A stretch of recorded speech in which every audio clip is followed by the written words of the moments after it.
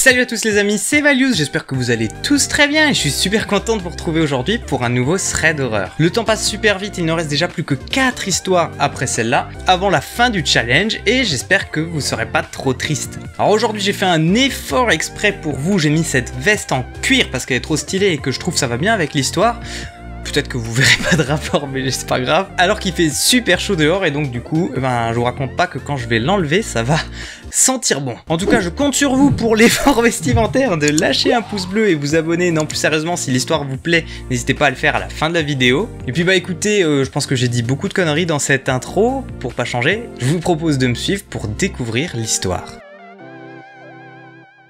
Flo a 20 ans et elle a appris cette histoire très récemment. Elle ne le concerne pas lui, mais son oncle. Il s'appelle Bill et il dit qu'il a toujours été très gentil, souriant et farceur depuis qu'il le connaît. En y repensant, il se demande même s'il l'a déjà vu ne pas plaisanter une seule fois. Son oncle n'habite vraiment pas la porte à côté, mais c'est un très grand fan de voitures. Notre ami venait d'être accepté à l'université, il avait donc eu une bourse avec laquelle il s'est acheté une superbe voiture. C'était donc l'occasion pour lui de faire venir son oncle à la maison et de lui montrer sa superbe voiture. C'était un modèle vintage et lorsqu'il l'a vu, il a comme bugué. Son oncle lui a dit que ça lui rappelait une histoire qu'il a vécue à l'université et que ça lui servirait de leçon. C'est la toute première fois qu'il a vu son oncle Bill ne pas sourire. Il s'est assis et a écouté son histoire. Cette histoire s'est donc passée à la fin des années 80, lorsque son oncle était à l'université. Cette université était située dans une ville d'environ 10 000 habitants qui n'était vraiment pas beaucoup pour la superficie apparemment. C'était une petite ville sans histoire, entourée par des champs. Souvent, après les cours, Bill et ses amis aimaient bien aller boire des bières au bar, mais c'était assez excentré de l'université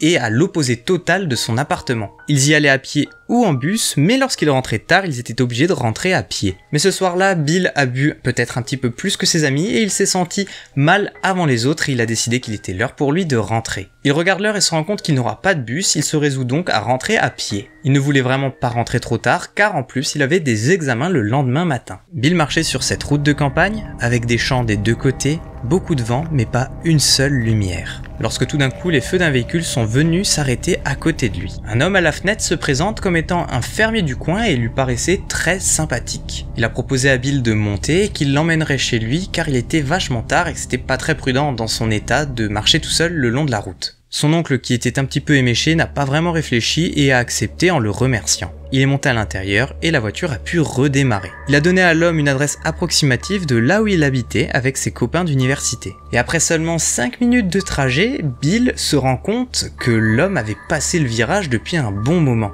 Il lui fait remarquer, mais le fermier lui dit qu'il ne va pas lui apprendre la vie, il habite ici depuis plus de 50 ans et qu'il connaît les raccourcis. À partir de cette phrase, l'oncle Bill a commencé à se méfier.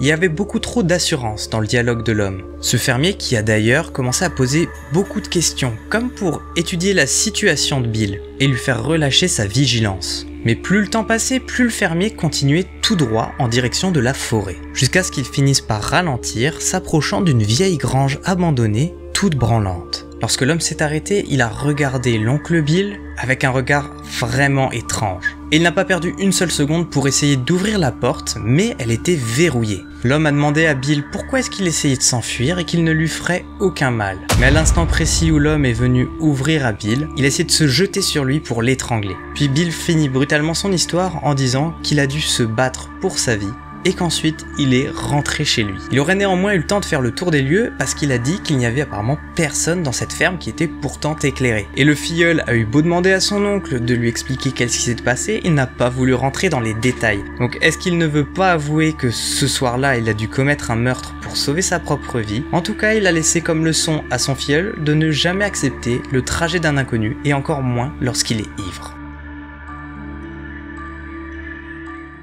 Les amis, j'espère que cette histoire vous aura plu parce que moi j'ai trouvé encore une fois super sympa et comme j'ai dit dans la dernière vidéo, j'ai vraiment eu du mal à la trouver. Du coup si c'est le cas, je compte sur vous pour bombarder les pouces bleus et vous abonner si c'est toujours pas le cas. Et de plus, vous pouvez venir me rejoindre sur les réseaux sociaux où je vous balance de temps en temps des petites stories assez rigolotes. En attendant les amis, c'est ici que je vous laisse car l'histoire est déjà finie. Et puis je vous donne rendez-vous demain pour une nouvelle vidéo. C'était Values. Ciao.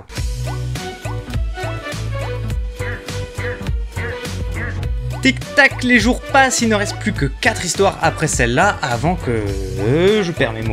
Je le ferai pas à chaque fois, mais un joyeux anniversaire à Adélie qui a mis en commentaire qu'aujourd'hui c'était son anniversaire. Du coup, ne bombardez pas les commentaires pour ça, hein, c'est juste parce que la vidéo, je viens de la finir et elle est très courte. Du coup, joyeux anniversaire à toi et puis je vous souhaite à tous une bonne journée et on se retrouve demain pour le nouveau thread. Ciao!